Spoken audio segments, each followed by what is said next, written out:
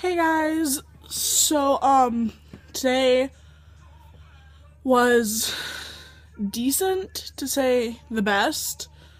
And that's not because school is bad, but because I haven't felt great all day.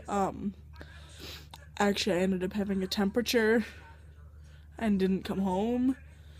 But I'll get to that in a few minutes. Anyway, so during and I apologize for like the heavy breathing today and the past couple days, I guess.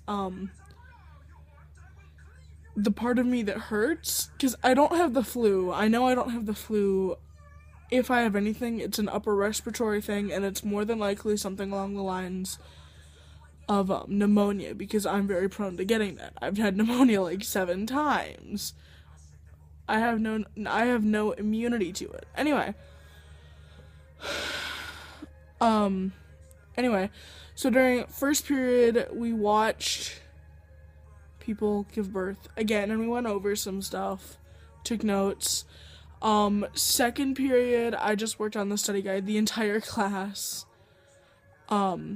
Third period we just were working on a worksheet and a couple word problems. And then we got split up into teams and we had to answer this stuff on Quizlet.live, which gives you a code to put in. But yeah, then which is when I really was not feeling that great. First and second period, I didn't feel great. It was more just a tiny bit of nausea.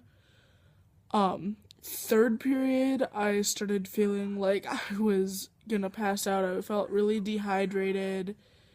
And like I didn't have strength at all. I mean, I'm not a weak person to begin with. I mean, I'm a swimmer. The majority of my swimming is actually pulling, just because I can't kick extraordinarily hard for long periods of time because of a bad back. But and same thing with track. I do shot and disc. I don't run.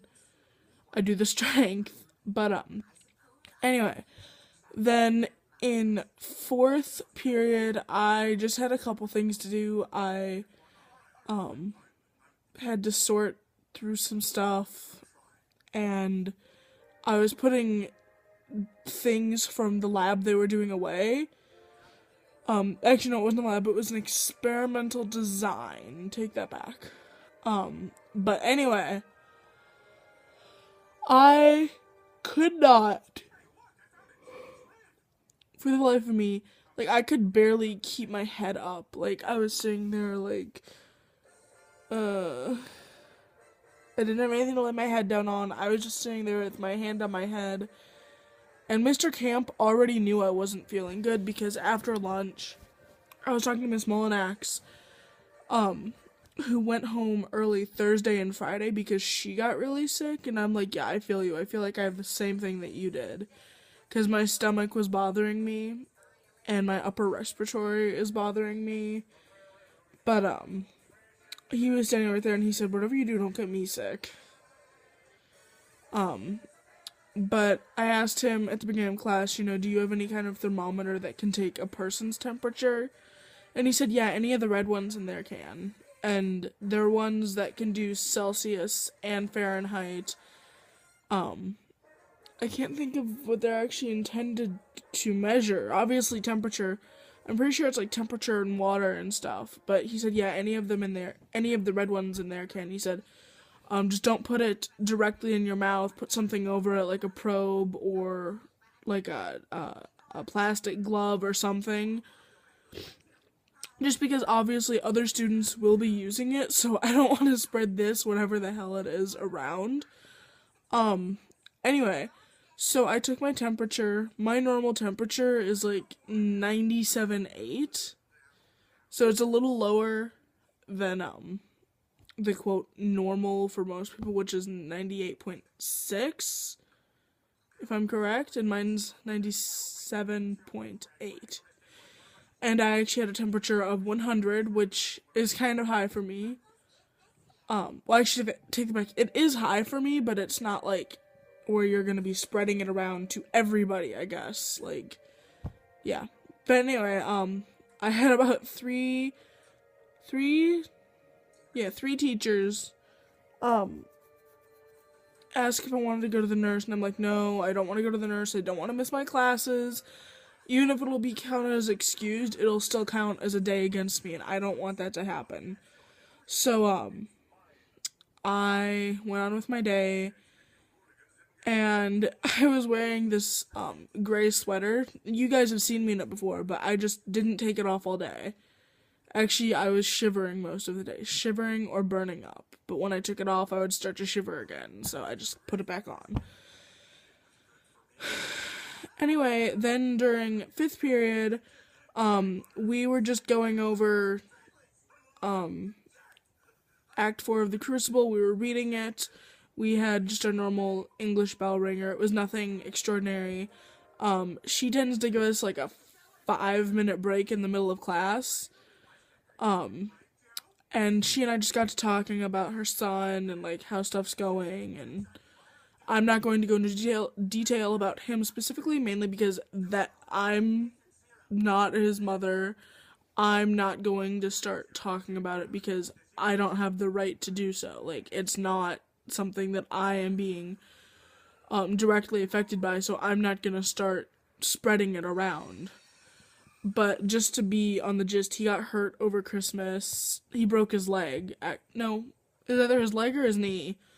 Over Christmas due to a small fall, like maybe a foot. But he has like a muscular dystrophy type disease, so he can't do a lot. I'm obviously, like I said, I'm not going to go into detail about it. I'm just gonna say, he has like something along the lines of like muscular dystrophy.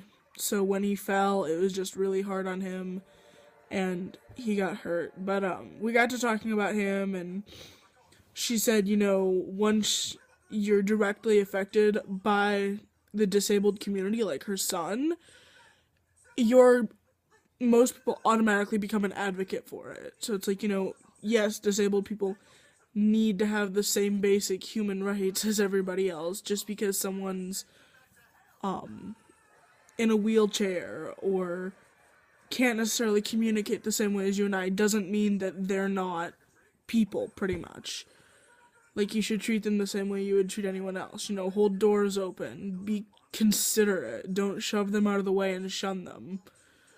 But, and I totally agree with that, because, people are people. It doesn't matter what their past history is, or what they look like, or what they have or don't have. If you're a human being, you should be treated like a human being, not an object. Doesn't matter what you look like, or what you have or don't have. Like, I'm a redhead. My insides are sick.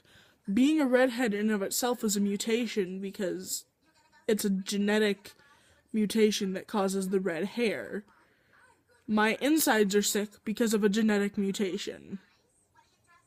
So, yeah, most people wouldn't know that, but, you actually go into research about it, and yeah, the gene that causes red hair is a mutation. People with red hair have a really high risk of developing melanoma, the deadliest kind of skin cancer. Generally, we don't react well to pain medicine. If a redhead's going under general anesthesia, most of the time they are going to need 20% more than a blonde or brunette friend, because the gene that makes the red hair red and is mutated makes it so that our bodies don't necessarily respond well to pain meds. We need more of them to get the same effect. Obviously, that doesn't mean that I'm advocating for people that are addicted to, like, Oxy or something like that to just keep getting them. No, you need help. But, if you're going under general anesthesia, if a redhead, most of the time, obviously not in all cases, but, like, if a redhead is, say, getting their wisdom teeth removed, and they go under general anesthesia, and they only get the normal amount, you're gonna wake up halfway through, like, freaking out, and then you're gonna need to end up calming down and get more anesthesia, whereas your brunette friend would be just fine. But, yeah. Anyway, so that's pretty much how my day went. School is canceled tomorrow and Wednesday due to sickness, which is good. Not good that people are sick, but good that it's finally canceled because everywhere around here has been canceled as well. But yeah. So anyway, that's pretty much been my day, and I guess I will just talk to you guys later. See ya.